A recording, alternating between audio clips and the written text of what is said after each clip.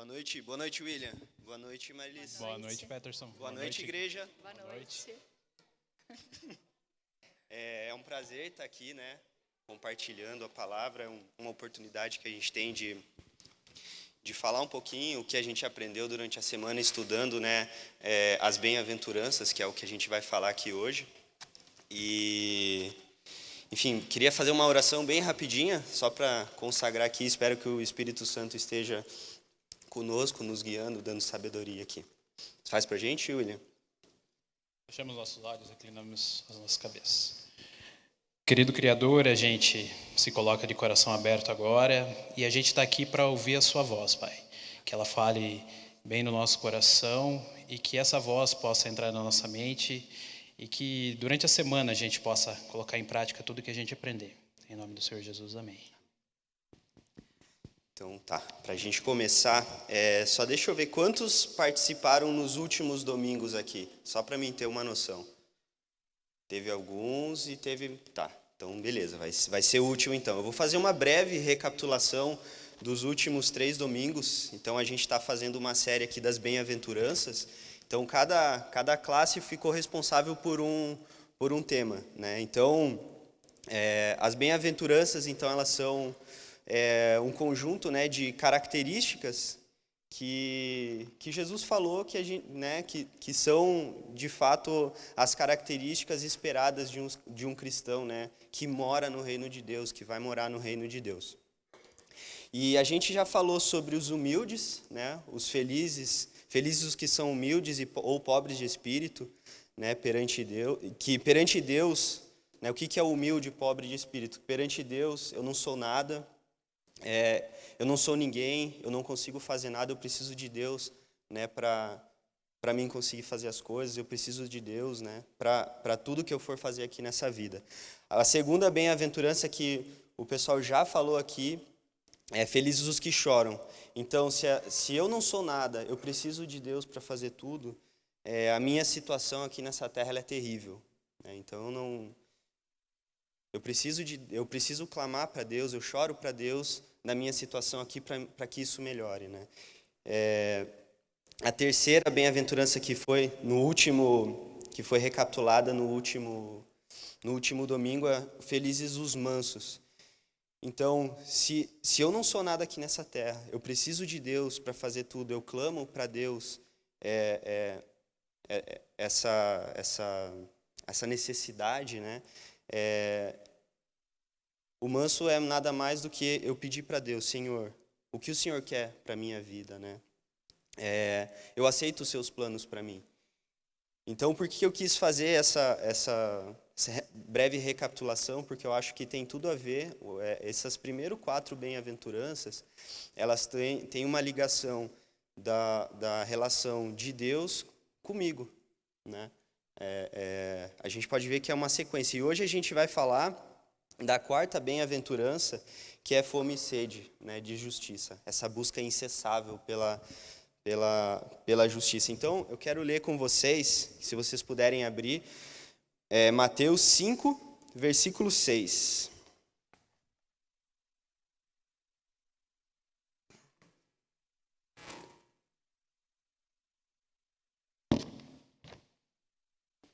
Tinha até aberto aqui já me perdi. Vamos lá. Bem-aventurados os que têm fome... Desculpa, todos acharam? Vamos lá. Bem-aventurados os que têm fome e sede de justiça, porque serão fartos. Quando a multidão que estava ali escutando, né, o Sermão do Monte, quando eles escutaram fome e sede, tem 2 motivos principais que isso chamou a atenção deles, em especial, né? O primeiro motivo, porque eles sentirem fome e sede naquela época era uma coisa de certa forma comum. Isso acontecia com frequência, né? Até pela própria região, é uma região muito seca, né? Ali em Israel, uma região muito, né, que carece bastante, né, do que a gente tem aqui no Brasil, por exemplo.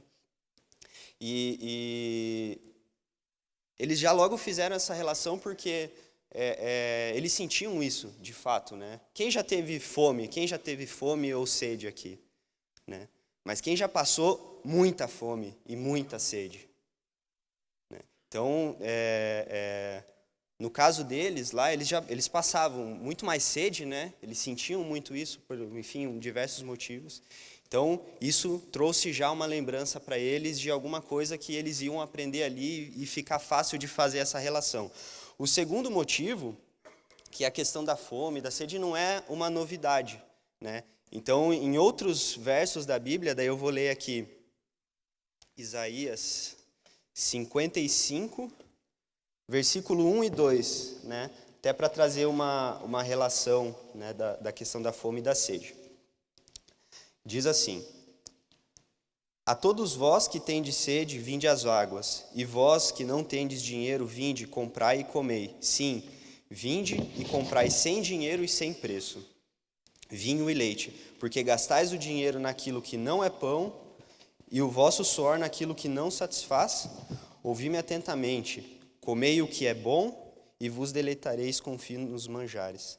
Então, isso trouxe aquela lembrança já de outras lições que eles já tinham aprendido, né? E o que Jesus estava fazendo ali, na verdade, foi ampliando o significado de fome e sede, né? E aí que eu acho que a gente chega no ponto principal desse verso, né? Que é a justiça. A gente, poxa, fome e sede, né? Fome e sede de justiça. Então, aí o que é essa justiça, William? Do que eles estavam tanto necessitando ali? O que Jesus queria dizer com isso? Com justiça, né? Fome e sede de justiça. Certa vez, um grupo de crianças chegaram para um mestre islâmico, né? E eles estavam tendo problema, eles tinham um saco de balas, e eles estavam tendo problemas em dividir as balas entre eles, né? As balas entre eles, dos homens. Eles falaram, claro, né? Justiça de Deus. Então o mestre começou a distribuir as balas entre eles. Para você eu dou 2, para você eu dou 3, para você eu dou 5, para você não ganha nada. Essa anedota me veio na cabeça quando eu estava estudando sobre o tema de justiça, né? Porque se a gente não tivesse a palavra de Deus, a gente ia chegar à mesma conclusão, ia entender que, na verdade, Deus é um Deus injusto, não é? Mas, graças né, da bondade de Deus, Deus nos deu a palavra, então a gente, através do estudo dela, a gente consegue ter uma noção maior do que é a justiça. E a gente vai falar um pouquinho sobre esse termo, se aprofundar um pouco, para que, talvez, quando a gente lê, né, ter fome e sede de justiça, a gente pode ter até mesmo um outro panorama, uma outra perspectiva. Eu vou pedir o primeiro slide lá, eu separei alguns slides, 3 slides, na verdade. Eu quero pedir o primeiro, que esse aqui é do grego, né? Do grego, que foi o idioma né, em que o Novo Testamento foi escrito, é aquela palavra lá, dikaiosine, não sei se pronunciei certo, né? Os estudantes de grego aí podem me falar depois. Mas ele tem aquele radical que é dika, aquelas 4 primeiras letras, em que os gregos eles sabiam que era usavam aquilo ali, na verdade até na mitologia era, se eu não me engano, um deus ou alguém em que fazia as coisas corretas. Então aquele radical lá das 4 palavras era tudo que era correto, certo ou de costume, era usado naquela primeira palavra lá. E essa palavra completa, ela era traduzida como justiça, né? Então, toda vez que a justiça é empregada no Novo Testamento, né, essa palavra empregada, ela quer dizer que a palavra com sentido de correto, tudo aquilo correto segundo os ensinos, ou melhor, segundo o reino de Deus, tá? Essa é a palavra, a tradução grega que estava lá. Só que, se a gente pensar um pouquinho, o povo que estava lá estudando com Jesus e estava lá no Sermão do Monte, ele é um povo judeu, né? Então, as palavras que eram pronunciadas lá eram o hebraico, né? E Jesus era judeu. Então, o que será que vinha na mente das pessoas que estavam lá, quando elas ouviam justiça, né? Então, eu acredito que vale a pena a gente dar uma estudada na origem hebraica da palavra, tá? Só que antes da gente passar os 2 slides e a gente ver quais são as palavras que definem a justiça, a gente tem que ter bem no coração, assim, na mente, uma base, né? Que eu queria passar para vocês, tá? Voltando lá no Éden, tá? A base começa lá. Deus criou, né, ser humano, né, todas as coisas e o ser humano. E criou o ser humano sua imagem e semelhança, certo? Depois de criar toda a criação. Então, ele, fazendo o homem como sua imagem e semelhança, ele meio que separou o homem de toda a criação, né? Então, ele fala que ele colocou o homem no jardim para cultivar e o homem era para dominar sobre os animais, certo? Só que esse domínio, ele devia ser baseado naquilo que Deus definisse como certo ou errado, certo? Então, essa definição de certo ou errado, a gente chama do quê? Vocês sabem? De Deus? Mandamento. É uma outra palavra que a gente usa. Então, já existiam os mandamentos de Deus, mesmo no Jardim do Éden, certo? Só que houve um problema. O homem, a partir da queda, ele começou a redefinir aquilo que Deus havia determinado que era certo ou errado. Tá? Então, justamente para tomar vantagem de de alguma vantagem, para tomar certa vantagem, certo? Então, a gente pode ver, por exemplo, o exemplo de Caim, que matou Abel, né? A gente pode ver como depois da queda, várias vezes o homem passou a redefinir o que era certo ou errado, ou quebrar os mandamentos de Deus, para que se tomasse vantagem. Então, a partir desse momento, criou-se estruturas de injustiça, certo? Então, o homem passou a não mais tratar o seu semelhante, ou os outros seres humanos, como se fosse a imagem e semelhança de Deus, mas a tratar de forma em que eu pudesse ter vantagem sobre, enfim, meu irmão, ou parente, ou outra nação, né? Aqui eu queria fazer um parênteses bem rapidinho, na verdade de 1 minuto. Quem aqui já ouviu alguém usar enfim, o argumento, principalmente os darwinistas ou ateus ou pessoas que não creem em um Deus, de que a moral ela foi evoluída, ela evoluiu, digamos assim. Existia uma época em que não se podia matar, ou melhor, que se matava, existia uma época mais ou menos em que se matava e uma época que não era mais para se matar ou mentir, ou assim que foi uma evolução da moral. Alguém já ouviu esse argumento? Alguém mais? Certo. É um argumento que normalmente se usam as pessoas em que a moral ela foi evoluída, né? Ela evoluiu conforme o passar do tempo. Nisso eu quero levantar 2 pontos. Primeiro, em que a gente não vê nenhum lugar na história em que há nações em que se ache certo mentir e outras nações que não achem certo. Esse é um ponto, né? Sempre existiu em que mentir é errado, em que matar é errado, em que adulterar é errado. Segundo ponto, se a gente vê que desde o Jardim do Éden o ser humano passou a redefinir o que era bom e certo, né? O que é certo e errado por Deus para tomar vantagem, então não existe a possibilidade, digamos, de uma evolução. Por quê? Porque, por exemplo, se eu tomava uma vantagem, digamos que eu estivesse fazendo uma prova, né? E eu definisse que a nota máxima era 100, mas eu tirasse 5 e eu fosse o responsável, eu fosse a pessoa responsável para dizer com quanto eu passasse ou quanto não, eu baixaria a média ou a nota mais alta para 5. Então, a todo momento, eu estaria definindo o que é certo para eu tomar vantagem. Então, esse é um dos argumentos assim que a gente pode ter nessa questão do bem e o mal. Beleza? Para fechar, o homem caiu, começou a fazer isso, então Deus tomou alguns passos. Eu quero ler um versículo bíblico, porque qual que foi a resposta de Deus para essa questão que o homem criou injustiça ou começou a criar as estruturas de injustiça. Vamos lá. Quem tiver com a Bíblia, Gênesis 18, 19.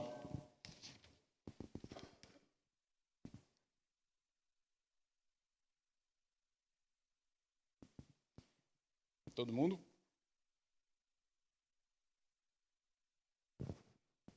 Eu vou ler lá. Porque isso ele está falando de Abraão, Deus, né? Porque eu escolhi para que ordene os seus filhos e a sua casa depois dele, a fim de que guardem o caminho do Senhor e pratiquem a justiça e o juízo, para que o Senhor faça vir sobre Abraão o que tem falado a seu respeito. Né? Aqui é Deus falando sobre logo depois que ele chamou Abraão, né? Ele fez a promessa para Abraão. Ele falou que escolheu justamente Abraão ou a família dele, seus descendentes, para que ele fizesse como exemplo, ou servisse como exemplo de justiça para todas as nações. Né? Esse foi o primeiro passo. E agora eu quero pedir o segundo slide, por favor, que eu vou apresentar 2 palavras bem rapidinho, que elas, na verdade, estão interligadas. E algumas vezes, até algumas traduções, elas apresentam as duas. Algumas vezes, por exemplo, retidão é traduzido como justiça, em algumas versões depende um pouco. Mas, para a gente chegar à definição maior de justiça, a gente precisa ter essa noção dos dois. Então, a primeira é tzedkah, que é essa palavra em hebraico, que muitas vezes é traduzida como retidão, né? Então, retidão nada mais é do que uma pessoa íntegra, é uma pessoa sem defeito no caráter, né? Uma pessoa que pratica a justiça. Então, se a gente basear naquela definição de certo, errado ou nos mandamentos de Deus, é uma pessoa que segue os mandamentos de Deus, uma pessoa reta, uma pessoa que tem retidão, né?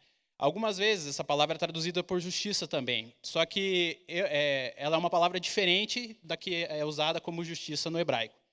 Em inglês, eu acredito que seja mais fácil, a tradução do inglês do King James, ela fala sobre righteousness, né? Eu não sei se pronunciei certo aí também, mas enfim, agora pode passar a segunda. Essa é mishpah, essa sim é a palavra que é traduzida como justiça, né? Ela é que tem um sentido um pouquinho mais profundo, porque ela se baseia justamente lá na criação que eu falei para você. Então, ela diz que todas as pessoas são criadas à imagem e semelhança de Deus, né? Então, todas elas devem ser tratadas com dignidade. A partir do momento que eu não trato uma pessoa com uma imagem e semelhança de Deus, eu estou sendo injusto. Mas ela fala mais uma coisa, ela fala também que os sistemas de estruturas que trazem a injustiça, eles também devem ser combatidos. Então, todos os problemas das pessoas, digamos assim, que têm problemas, que estão sendo injustiçadas, elas também são meus problemas. Então, essa é a concepção judaica, ou da tradução do hebraico, em que a gente tem de justiça. Então, basicamente, é essa, em que toda estrutura que ela é injusta, ela deve ser combatida. Basicamente é isso. Além disso, eu queria trazer mais 3 visões diferentes, eu acho que é interessante ali na questão da justiça, que a gente pode ver a justiça de 3 formas diferentes, daí eu já passo para você, tá? Que é a justiça legal, que a gente pode considerar, né, ou a justiça imputada, né, que é a graça de Deus, né, na nossa vida. A gente não precisa fazer nada, a gente já tem isso. Pelo sacrifício de Jesus. Pelo sacrifício de Jesus, exatamente. O segundo ponto de vista, não menos importante, é a justiça moral, né? Ou seja, porque Jesus me salvou, né, ele fez esse sacrifício, eu recebi essa justiça imputada, eu quero fazer isso, eu quero repassar isso, que seria o cumprimento da lei, né? De fato, eu cumpri a lei porque alguém fez aquilo por mim primeiro. E o terceiro ponto é a justiça social, né? Que é a nossa vontade de fazer a justiça para as outras pessoas. Às vezes tem uma pessoa que está passando alguma necessidade e você vê, puxa, não precisava ser dessa forma, como que eu posso ajudar? Então você vai lá e, da tua maneira, oferece, né, justiça para aquela pessoa. E aí, um ponto para passar para a Marilis, né? Qual que é a necessidade, né, da gente ter essa fome e sede de justiça? Por que a gente precisa disso na nossa vida? Bom, mais uma vez, boa noite a todos. Boa noite também, amigos internautas. Até o pastor Tiago, ele esteve aqui na semana de oração e ele até falou, né, dos 4 evangelhos, cada evangelho era direcionado a um povo. No caso de Mateus, ele era direcionado aos judeus. Então, naquela época, os judeus estavam sofrendo muita opressão, né? Tanto que Jesus chegou a dizer, dai a César o que é de César. Por quê? Porque eles estavam sendo explorados inclusive pelo próprio povo deles mesmos, cobradores de impostos, enfim. E Jesus foi muito revolucionário. Não foi à toa que ele morreu na cruz, assim, tanto pelos romanos também, não só pelos judeus. Por quê? Porque ele começou a pregar a igualdade, a fraternidade e a liberdade. E o que aconteceu? Nesse sentido, ele falou da semelhança de Deus, né? A gente sempre vai pensar na igualdade, que nós somos iguais perante Deus, que Deus não faz acepção de pessoas e que todos merecem. Se a gente for ver no direito humano, a gente tem os princípios de isonomia, os princípios de igualdade, que a gente nem sempre vai tratar os iguais como iguais e os desiguais. Sempre vai ter uma diferença. Mas, enfim, na Bíblia também, a gente, em Mateus, nesse evangelho, a gente vai encontrar em Mateus 6:33, buscai, pois, em primeiro lugar, o seu reino e a sua justiça, e todas essas coisas vos serão acrescentadas. Por quê? As pessoas andavam muito preocupadas justamente com isso, com a fome, com a sede. Então, ele falava assim, não fiquem ansiosos pela vida de vocês. A vida de vocês é muito mais do que comer ou beber. Então, vocês não têm que ficar se preocupando com essas coisas, porque não é mais importante. Até em Salmos 37, o versículo 25, fala: fui moço e já agora sou velho, porém jamais vi o justo desamparado, nem a sua descendência a mendigar o pão. Então, assim, o justo sempre vai ser amparado por Deus, independente das circunstâncias, de tudo que possa acontecer. Deus sempre vai pensar, de alguma forma, em ampará-lo. E o que é a justiça, senão a obediência? O desejo de ouvir e de fazer a vontade de Deus. A obediência sem a fé não tem significado.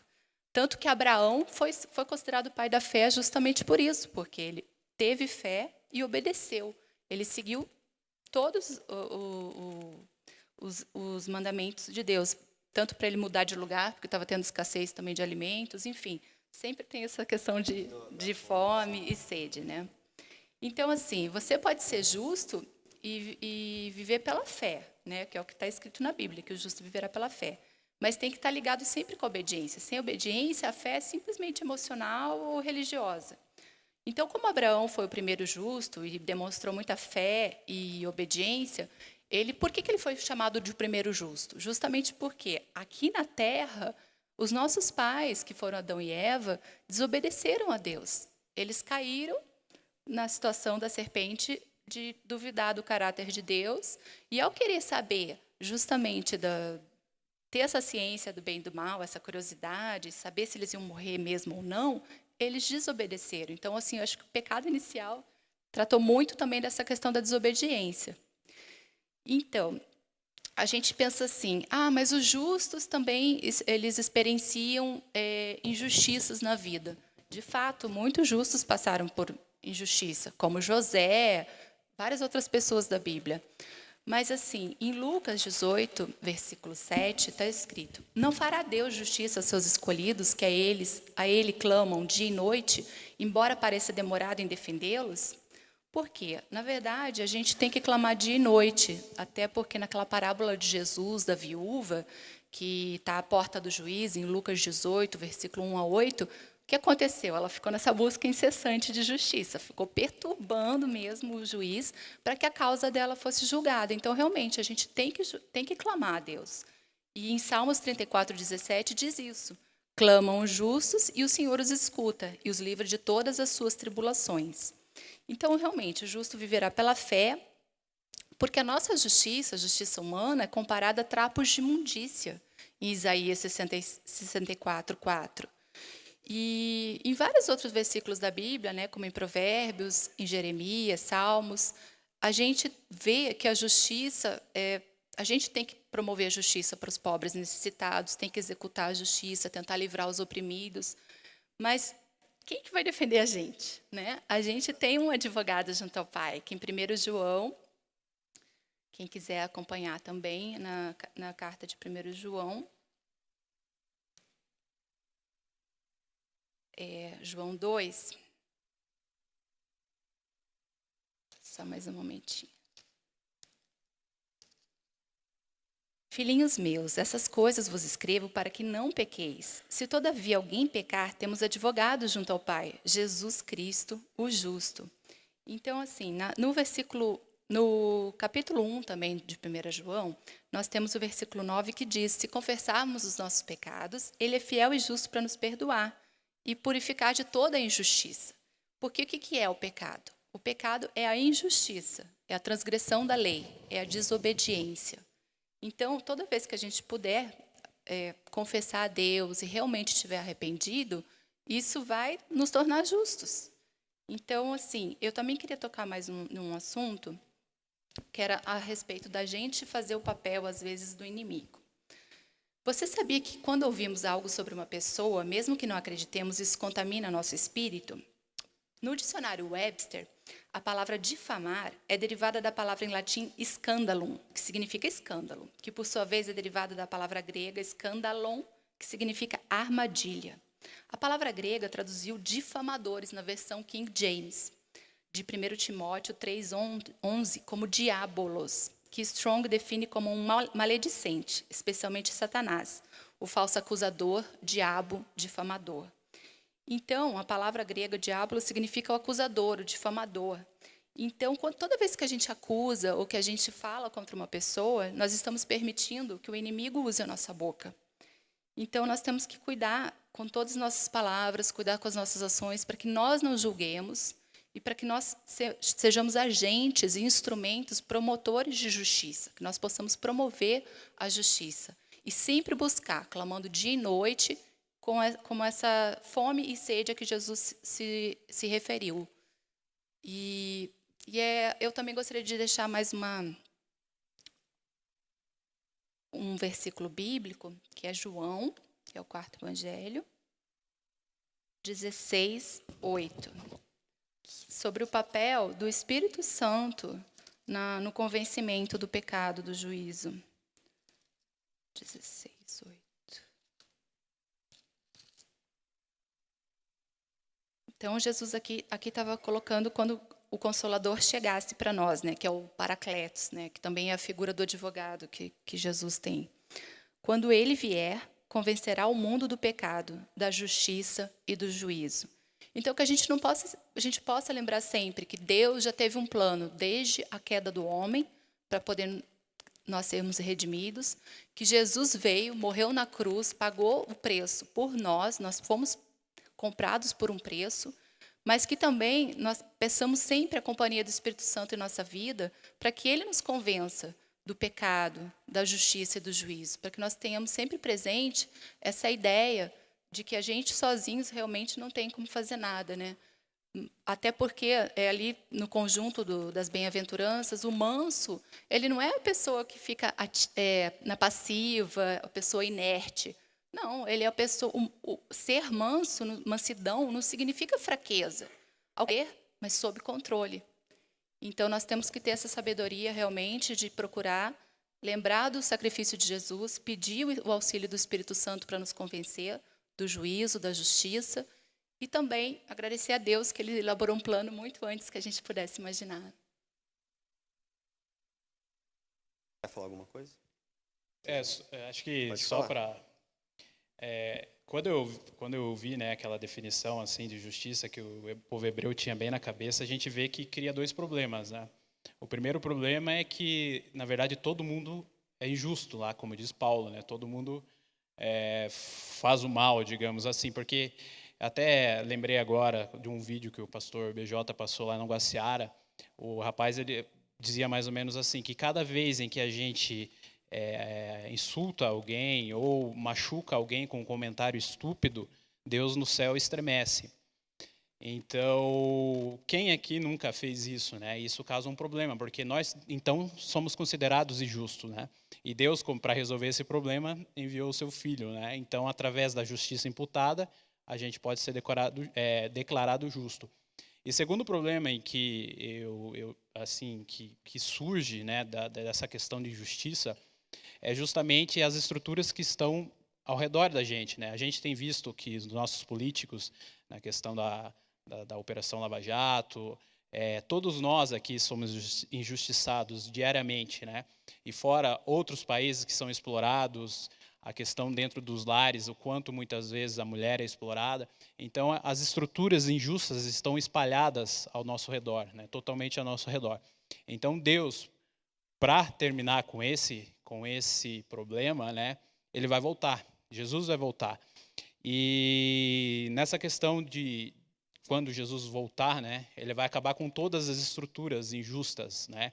Então, se eu ou você, a gente sofreu alguma injustiça, isso não vai mais haver, né? Por causa disso que Deus fala, né, da questão de buscar primeiramente o reino de Deus e sua justiça. Então, o reino de Deus realmente é justo, é isso que ele vai restaurar.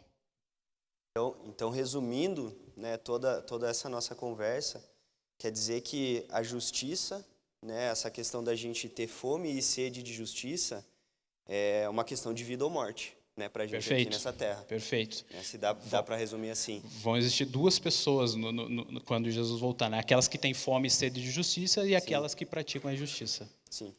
Então, uma vez, né, que dá para dizer que essa é a nossa essência, então, né, essa busca incessante por justiça, uma vez que essa é a nossa essência, o pecado não tem mais lugar, né, na nossa vida, Perfeito. a partir do momento que a gente está nessa procura incessante, nessa busca de certeza, de estar mais próximo de Cristo, de parecer mais com Ele, né?